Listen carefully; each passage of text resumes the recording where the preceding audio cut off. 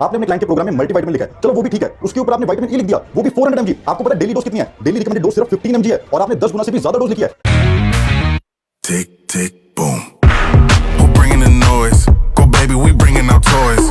Separate men from the boys. Chopper be singing shit. तो कशिश गुप्ता की इस वीडियो में वो मुकेश गहलोत की एक डाइट चार्ट के बारे में बोल रहा है कि 400 mg जो विटामिन ई लिखी है वो बहुत ज़्यादा लिखी है और इसकी जो डोज है जो कि इंटरनेट पे पड़ी वो 15 mg।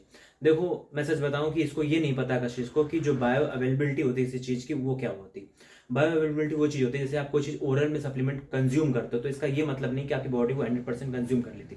यदि आप 400 mg की विटामिन ई खा रहे हो तो इसका ये मतलब नहीं कि आपकी body 400 mg vitamin E absorb कर रही है, क्योंकि कोई भी विटामिन हो, जैसे एग्जांपल में vitamin E, vitamin C, vitamin B12 जब कोई लेता है तो उसके बहुत ही कम पार्ट में वो एब्जॉर्ब होता है। जैसे विटामिन B12 1 या 2% में एब्जॉर्ब होता है, बाकी लीवर उसको निग्लेक्ट कर देता है। ऐसे विटामिन सी के साथ है, विटामिन सी 5-10% एब्जॉर्ब होता है। यही सेम काम विटामिन ई के साथ है, वो बहुत कम एब्जॉर्ब होता है और कई लोगों में बहुत ज्यादा कम एब्जॉर्ब होता है जबकि वो फैट मिल नहीं ले रहे होते हैं।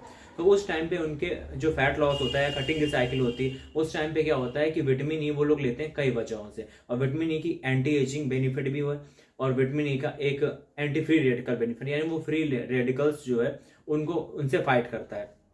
तो जो डोज की बात है वो डोज की बात इसकी गलत है।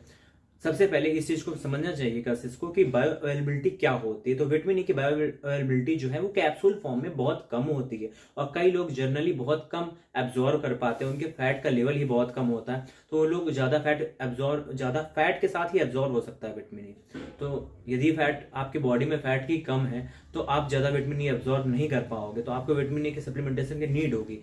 अब देखो एक बात समझो कि यदि ये 400 mg की विटामिन ई की डोज बनी हुई है तो ये फार्मास्यूटिकल कंपनी बना रही है, तो कोई बेवकूफ लोग तो नहीं बना रहे हैं कि उन्होंने 400 mg क्यों बनाया, फिर उन्होंने 15 mg की डोज बनानी चाहिए थी, 400 mg क्यों सेल कर रहे हैं? क्योंकि वो जानते हैं कि इसकी बायोअवेलेबिलिटी बहुत कम है, वो 400 mg देंगे तब जिसको डिफिशियंसी है वो यूज कर पाएगा। दूसरी बात एक ये है जो इसकी टॉलरेबल मैक्सिमम डोज एफडीए ने सेट की है वो अप्रॉक्स 1000 to 1500 IU है, यानी लगभग 1000 mg और उसके ऊपर, ठीक है। तो 1000 mg तक वो सेफ माना जाता है विटामिन ई। तो ये इसने लोवेस्ट डोज बताई है, मिनिमम डोज है हेल्दी एडल्ट के लिए, लेकिन जो उसकी मैक्सिमम डोज है जो डेफिशिएंसी के लिए लोगों को दी जाती है वो डोज काफी ज्यादा हाई है और इसकी बायोअवेलेबिलिटी काफी ज्यादा कम है। तो इसलिए ये जो मुकेश गहलोत का प्लान है उसमें जो विटामिन ई लिखा है उसने गलत नहीं लिखा है। थोड़ा कशिश को और नॉलेज गेन करने की जरूरत है।